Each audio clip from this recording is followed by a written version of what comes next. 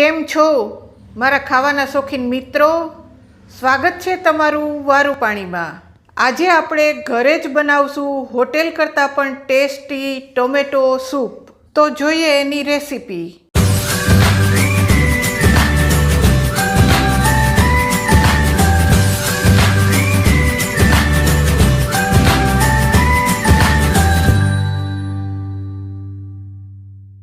ટમેટાનો soup બનાવવા માટે સૌપ્રથમ આપણે ટમેટા તો જોશે જ.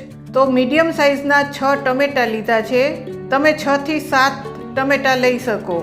મીડિયમ સાઇઝના 2 બટેટાને છાલ ઉતારીને લીધા છે.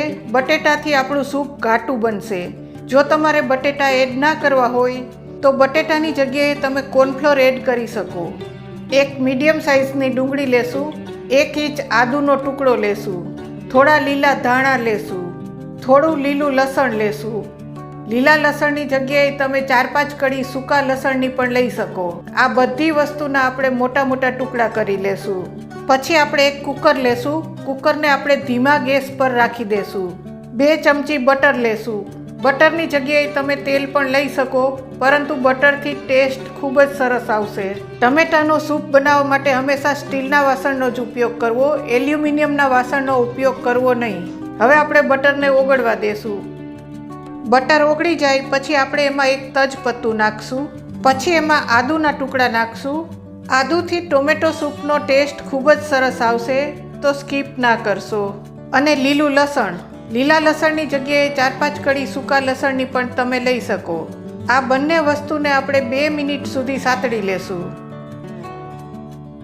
2 મિનિટ સંતળાઈ જાય પછી આપણે એમાં ડુંગળીના ટુકડા એડ કરશું. બટેટાના ટુકડા પણ આપણે એડ કરી દેશું. જો તમારે બટેટું ના નાખવું હોય તો બટેટાની જગ્યાએ તમે કોર્નફ્લોરનો ઉપયોગ કરી શકો, પરંતુ એ ક્યારે નાખવો એ હું આગળ વિડીયોમાં કહીશ. લીલા ધાણાને પણ આપણે એડ કરી દેશું. લીલા ધાણાથી ટોમેટો સૂપનો ટેસ્ટ ખૂબ જ સરસ આવે છે, તો લીલા ધાણા અને આદુને સ્કીપ ના કરવા. પછી આપણે જે 6 ટમેટા લીધા હતા એના મેં આ રીતે મોટા મોટા ટુકડા કરી લીધા છે. આ ટમેટાના ટુકડાને પણ આપણે એમાં એડ કરી દેશું. પછી આ બધી વસ્તુને આપણે 3 થી 4 મિનિટ સુધી બટરમાં સાતળી લેશું. બધી વસ્તુ આપણી સરસ રીતે બટરમાં સંતળાઈ ગઈ છે. હવે આપણે આમાં 1.5 કપ પાણી એડ કરશું. જો તમારી પાસે મેજર કપ ના હોય તો મીડિયમ સાઇઝના 2 વાટકા પાણી તમે એડ કરી શકો. સ્વાદ પ્રમાણે મીઠું એડ કરશું. મીઠું આપણે આ બધી વસ્તુમાં બાફતી વખતે જ એડ કરી દેશું. પછી એને બરાબર મિક્સ કરી લેશું. હવે આપણે કુકરનું ઢાંકણ બંધ કરી અને મીડિયમ ગેસે 2 વિસલ વગાડી લેશું. 2 વિસલ વાગી જાય પછી કુકરને ઠંડુ થવા દેશું અને ઠંડુ થાય પછી એને ખોલશું. હવે આને આપણે સાવ ઠંડુ થવા દેશું. ઠંડુ થાય પછી આપણે મિક્સરમાં ક્રશ કરી લેશું. પછી આપણે એક સ્ટેનર લેશું. એમાં આપણે જે બાફેલા ટમેટા છે એને આમાં સ્ટેનરમાં લઈ લેશું, જેથી વધારાનું પાણી છે એ નીકળી જાય. પછી આને સાવ ઠંડુ થવા દેશું. આમાંથી આપણે તજપત્તું કાઢી લેશું. હવે આ ઠંડુ થઈ ગયું છે, એને આપણે એક મિક્સર જારમાં લઈ લેશું. એમાં આપણે જે ટમેટા બાફતી વખતે થોડું પાણી એડ કરેલું હતું અને સ્ટેનરમાં કાઢેલું હતું એ જ પાણી આપણે થોડું એમાં જરૂરિયાત પૂરતું નાખશું અને મિક્સરમાં ક્રશ કરી લેશું. આપણે બધી વસ્તુને ક્રશ કરી લીધી છે. ટમેટા બાફેલું જે પાણી હતું એને પણ આપણે આમાં એડ કરી દેશું. હવે આપણે આને સ્ટેનરમાં ગાળી લેશું. આ રીતે ગાળી લેવાથી બી અને છોતરા નીકળી જશે.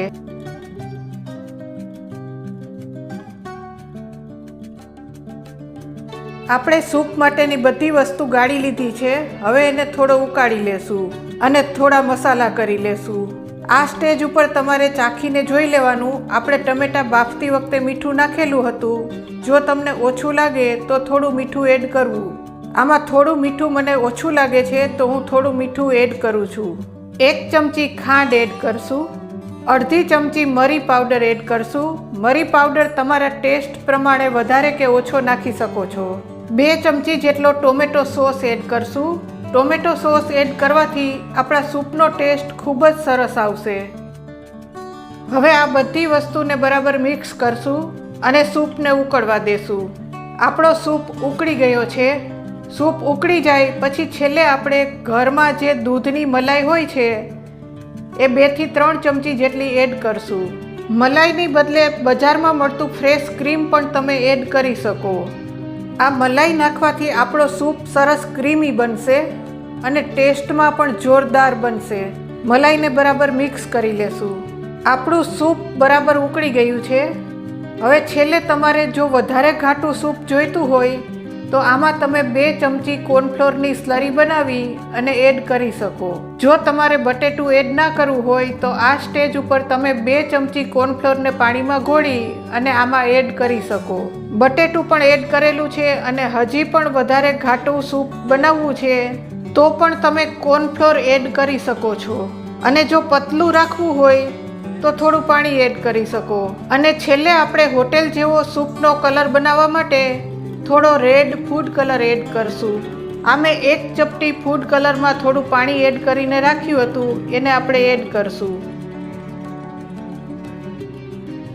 આપણું સૂપ સરસ ઉકળી ગયું છે. હવે આપણે ગેસને બંધ કરશું અને આપણે સૂપને સર્વ કરશું. સર્વ કરવા માટે એક બોલમાં થોડું સૂપ લેશું. એમાં આપણે થોડા તળેલા બ્રેડના ટુકડા એડ કરશું.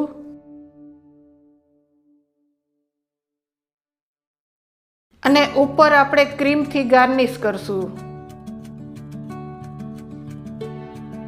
તો તૈયાર છે હોટેલ કરતાં પણ ખૂબ જ ટેસ્ટી ક્રીમી ટોમેટો સૂપ. તમે પણ ક્યારે બનાવો છો? આ રીતે એક વખત બનાવીને ટ્રાય જરૂરથી કરશો મિત્રો, અને તમારી કોમેન્ટ મને કોમેન્ટ બોક્સમાં આપશો.